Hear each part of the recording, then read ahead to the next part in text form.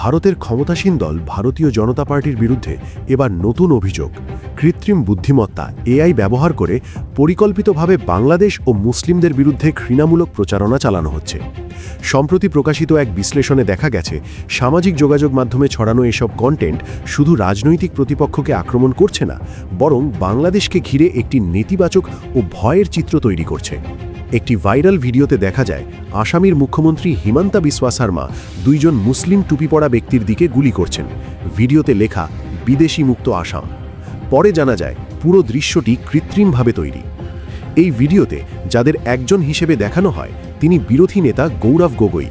অর্থাৎ এআই ব্যবহার করে শুধু একটি ভিজুয়াল নয়, বরং একটি রাজনৈতিক বার্তা তৈরি করা হয়েছে, যেখানে মুসলিম পরিচয় এবং বিদেশি পরিচয়কে এক করে দেখানো হচ্ছে।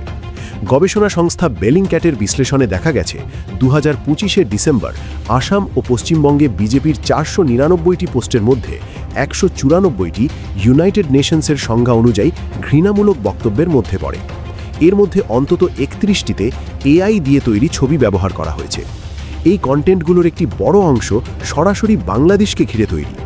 বাংলাদেশি বা বাঙালি মুসলিমদের অনুপ্রবেশকারী, বিদেশি, এমনকি হুমকি হিসেবে তুলে ধরা হয়েছে। একাধিক ভিডিওতে ইঙ্গিত দেওয়া হয়েছে, অবৈধ অনুপ্রবেশ চলতে থাকলে ভারত বাংলাদেশ হয়ে যাবে। এই ধরনের বক্তব্য শুধু রাজনৈতিক স্লোগান নয়, এটি একটি ভয় তৈরির কৌশল, যেখানে একটি প্রতিবেশী দেশকে সংকট বা বিপদের প্রতীক হিসেবে দেখানো হচ্ছে। বিশ্লেষণে আরও দেখা গেছে, ধর্মীয় পোশাক যেমন টুপি, দাড়ি বা লুঙ্গি ইচ্ছাকৃতভাবে ব্যবহার করা হচ্ছে মুসলিম পরিচয়কে আলাদা করে দেখানোর জন্য।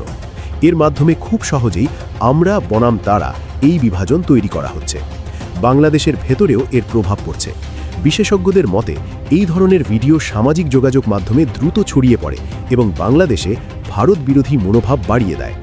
ঢাকা বিশ্ববিদ্যালয়ের গবেষকদের মতে এটি শুধু অনলাইন কন্টেন্ট নয়, এটি দুই দেশের মানুষের মধ্যে অবিশ্বাস তৈরির একটি প্রক্রিয়া। এছাড়া বাংলাদেশের সংখ্যালঘু হিন্দুদের ওপর হামলার ঘটনাকেও এই প্রচারণায় ব্যবহার করা হচ্ছে। কিছু ক্ষেত্রে এআই দিয়ে ছবি পরিবর্তন করে আবেগ তৈরি করা হয়েছে, যেমন চোখে অশ্রু যোগ করা, নাটকীয় দৃশ্য তৈরি করা।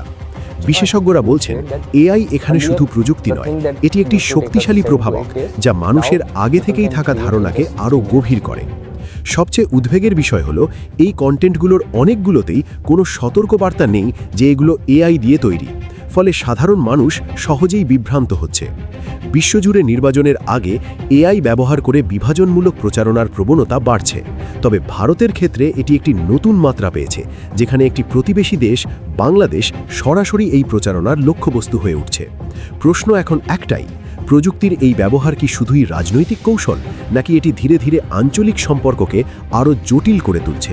উত্তর এখনও স্পষ্ট নয়, তবে একটি বিষয় পরিষ্কার, ডিজিটাল যুগে ঘৃণার ভাষা এখন আগের চেয়ে দ্রুত, শক্তিশালী এবং আরও বিস্তৃত।